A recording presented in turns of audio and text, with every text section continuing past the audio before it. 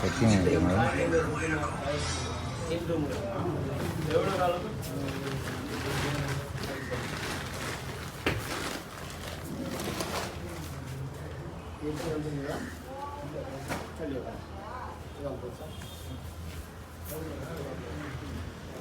இங்கே அப்படி தான் அந்த சத்தியம் வாங்கிட்டு அதோடு அவங்க குடிக்கக்கூடாது. குடித்தாங்கன்னா சம்திங் ஆகும் இந்த கோயிலில்.